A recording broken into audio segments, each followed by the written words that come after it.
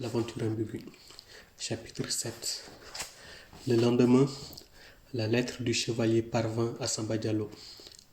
Mon opinion est que tu reviennes. Peu importe que tu n'aies pas mené tes études au terme que tu aurais voulu. Il est grand temps que tu reviennes pour réapprendre que Dieu n'est commensurable à rien et surtout pas à l'histoire dont les péripéties ne peuvent rien à ses attributs. Je sais que l'Occident où j'ai eu le tort de te pousser a là-dessus une foi différente, dont je reconnais certes l'utilité, mais que nous ne partageons pas.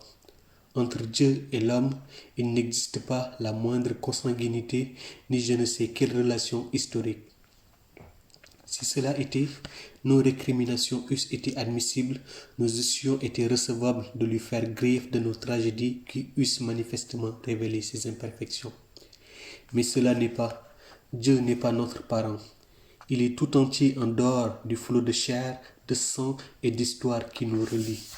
Nous sommes libres.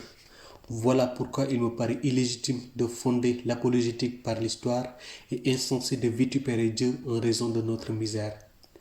Cependant, ces errements, quelle que soit leur gravité intrinsèque, ne m'auraient pas inquiété, outre mesure, telle est leur généralité, si, en même temps, tu n'avais pas avoué un trouble plus personnel et plus profond.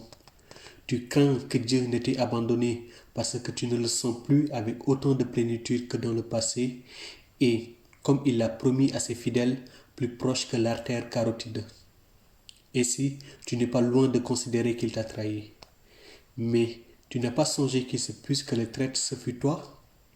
Et pourtant, réponds plutôt, donnes-tu à Dieu toute sa place dans tes pensées et dans tes actes?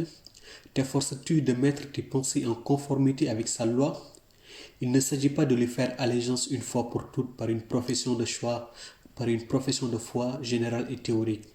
Il s'agit que tu t'efforces de conformer chacune de tes pensées à l'idée que tu le fais de son ordre. Le fais-tu?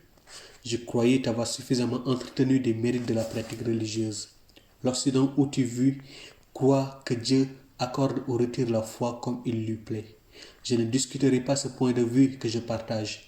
Mais je crois aussi que la toute-puissance de Dieu créateur est telle justement que rien ne saurait y contredire, pas même l'affirmation de notre libre détermination. Ton salut, la présence en toi de Dieu vivant dépendent de toi. Tu les obtiendras si tu observes rigoureusement d'esprit et de corps sa loi que la religion a codifiée.